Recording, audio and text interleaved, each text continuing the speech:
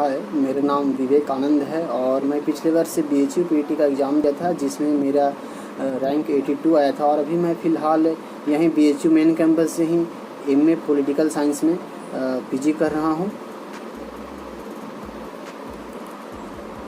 हम इस वीडियो में BHU से रिलेटेड कुछ टॉपिक है, उस टॉपिक के बारे में जानेंगे, जैसे कि मेन कैंपस और जो एफिलिएटेड कॉलेज है उसमें क्या डिफरेंस है, यहाँ जो मीडियम ऑफ इंस्ट्रक्शन है वो कौन सा लैंग्वेज में होता है, और जो हॉस्टल क्या सभी को मिलता है कि नहीं मिलता है, रीडिंग्स मटेरियल्स रिलेटेड कुछ टॉपिक है, वही सब टॉपिक को हम यहाँ चर्चा करेंगे।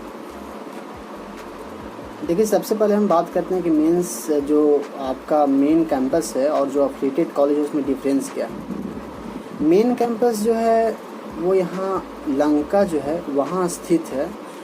यहाँ देखिए BHU एक यूनिवर्सिटी है और यूनिवर्सिटी के अंदर डिपार्टमेंट है। वही डिपार्टमेंट में अगर आपका एडमिशन हो जाता है तो आप बोलते हैं कि आपका मेन कैंपस में एडमिशन हो गया है। और इसी के अंदर 3-4 कॉलेज आते हैं, जैसे DAV PG कॉलेज है, महिला महाविद्यालय कॉलेज है, वसंता कॉलेज फॉर वुमेन्स हैं। तो यही सब अगर कॉलेज में एडमिशन होता है तो आपको एफिलिएटेड कॉलेज में एडमिशन हो रहा है, ठीक है। तो ये सब जो एफिलिएटेड कॉलेज है वो BHU से 8-10 किलोमीटर की दूरी पर स्थित है। तो बात आता है कि आप अगर मेन कैंपस से पढ़ते हैं और एफिलिएटेड कॉलेज से पढ़ते हैं तो दोनों का इम्पैक्ट मतलब क्या पड़ता है। देखिए, कुछ इम्पैक्ट वैसा पड़ता नहीं है, क्योंकि दोनों जगह पर इंडिया के बेस्ट फैकल्टी आए हैं। तो दोनों जगह पर अच्छा से मतलब पढ़ाई होता है, अच्छा से मतलब प्रोफेसर्स पढ़ाते हैं आपको।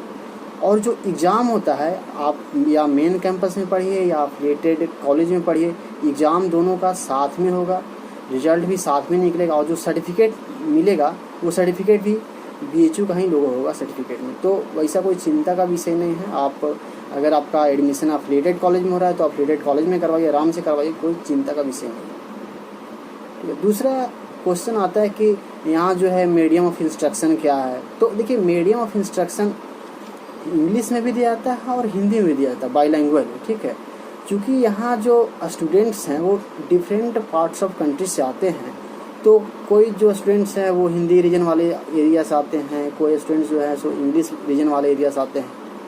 तो प्रोफेसर्स लोग को एक सामंजस्य बैठाना पड़ता है, एक बैलेंस बैठाने के लिए दोनों मीडियम में इंस्ट्रक्शन देना पड़ता है, ताकि सभी बच्चा प्रॉपर रूप से जो भी क्लास में पढ़ाया जा रहा है वो समझ सके। तो इसलिए मीडियम ऑफ इंस्ट्रक्शन बाईलैंग्वेज।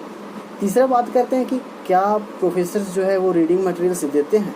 तो हाँ, प्रोफेसर्स लोग जो भी टॉपिक्स को पढ़ाएंगे उससे रिलेटेड जो भी रीडिंग मटेरियल्स होगा, उनके पास जो भी बेस्ट आर्टिकल्स होगा, बेस्ट बुक होगा, वो बताते भी हैं और ग्रुप में जो है वो सेंड भी कर देते हैं। तो इसके लिए आपको मतलब कोई चिंता करने का विषय नहीं है। आपको जो BHU का जो डिजिटल लाइब्रेरी है उसका भी एक्सेस मिलेगा।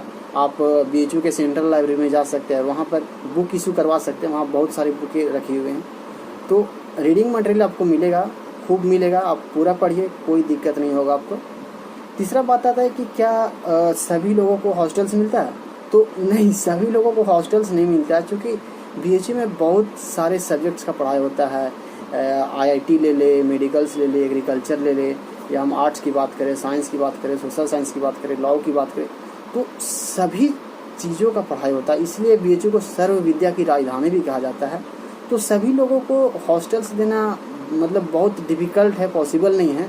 तो इसलिए हर डिपार्टमेंट से लगभग 25-30 लोगों को हॉस्टल्स मिलता है। अगर हम बॉयज़ की बात करें तो बॉयज़ में मतलब वही 25-30 लोगों को हॉस्टल्स मिलता है, और गर्ल्स की बात करें तो 10 से 15 गर्ल्स को ही हॉस्टल मिल पाता है, क्योंकि गर्ल्स का हॉस्टल बॉयज़ का हॉस्टल की तुलना में कम है, तो इसलिए गर्ल्स को कम हॉस्टल्स मिलता है।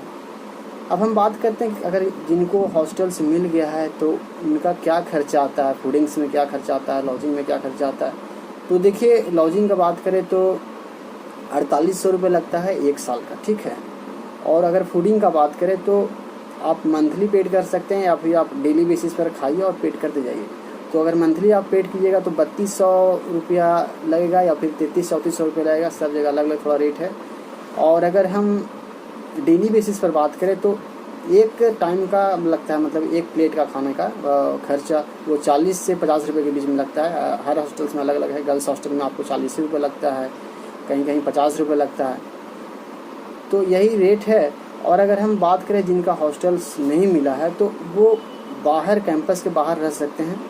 रहने का यहाँ पूरा साधन है। आप या तो लंका में रहिए, या आप हैदराबाद गेट की तरफ रहिए, या आप सीर तरफ रहिए, या फिर आप चित्तूरपुर तरफ रहिए। अगर आप मतलब ज़्यादा स्टैंडर्ड रूम चाहते हैं तो आप हैदराबाद गेट की तरफ रह सकते हैं और या लंका में रह सकते हैं।